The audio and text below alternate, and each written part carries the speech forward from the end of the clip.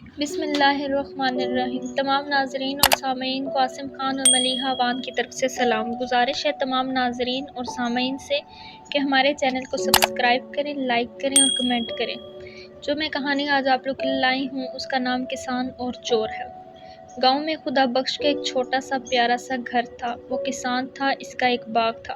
باغ کے آخری کونے پر ایک بہت بڑا گہرا کنواں تھا۔ بیچارہ کسان پانی اوپر کھینچتا اور پھر اس باغ کے پودوں میں ڈالتا تھا۔ ایک سال بارش بالکل نہیں ہوئی۔ کسان نے اپنے باغ کی طرف دیکھا اور کہا، اگر پانی نہ ملا تو میرے پودے مر جائیں گے، مجھے ان کو پانی ضرور دینا چاہیے۔ لیکن پانی تو اب بہت گہرائی میں اتر گیا ہے، میں بہت بوڑھا ہو گیا ہوں اور موٹا بھی، بہت محنت کا کام ہے، مجھے کیا کرنا چاہیے؟ یہ سوچتا ہوا وہ سڑک کے کنارے بنی ہوئی چار دیواری تک آ گیا۔ وہ تھک کر ایک درخت کے نیچے ہی بیٹھا تھا کہ اس کے کان میں کھسر پھسر کی آواز آئی، کوئی اس کا نام لے رہا تھا۔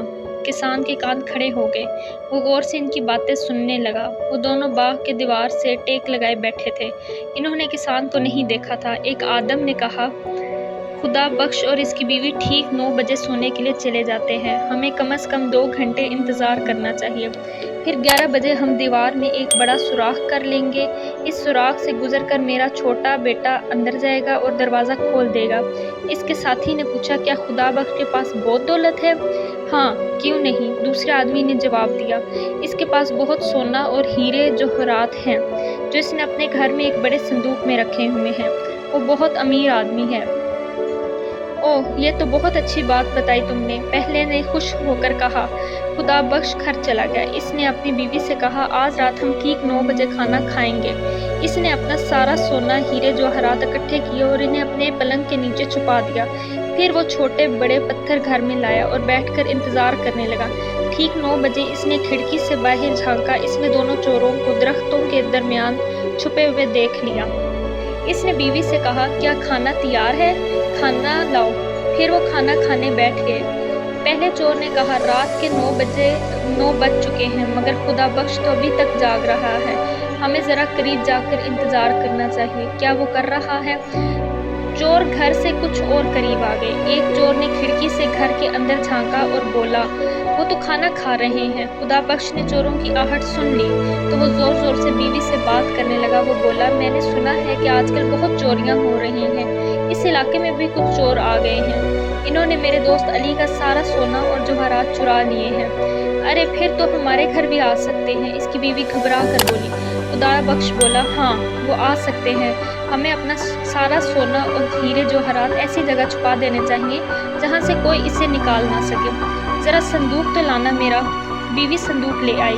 خدا بخش نے چپکے سے بیوی کو پتھر جمع کر کے دیے اور اس کے کان میں کہا، یہ ہمارا سونا اور ہیرے جواہرات ہیں۔ پھر وہ زور سے بولا، پہلے مجھے سونے کی اینٹیں دو تاکہ میں انہیں صندوق میں رکھ دوں۔ اس نے کچھ پتھر اٹھا کر دیے، ان کی پیٹھ کھڑکی کی طرف تھی۔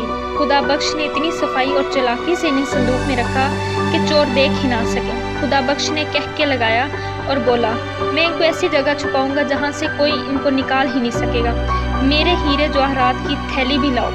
بیوی اور پتھر لے آئی۔ اب میں صندوق بند کر رہا ہوں، اسے اٹھانے میں میری مدد کرو۔ خدا بخش اور اس کی بیوی نے صندوق اٹھایا اور باہر نکل کر باغ کے کنویں میں پھینک دیا۔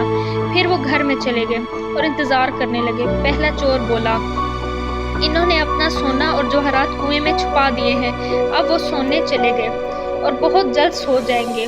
تھوڑی دیر بعد خدا بخش نے چپکے سے جھانکا تو چور کنویں کے پاس کھڑے تھے۔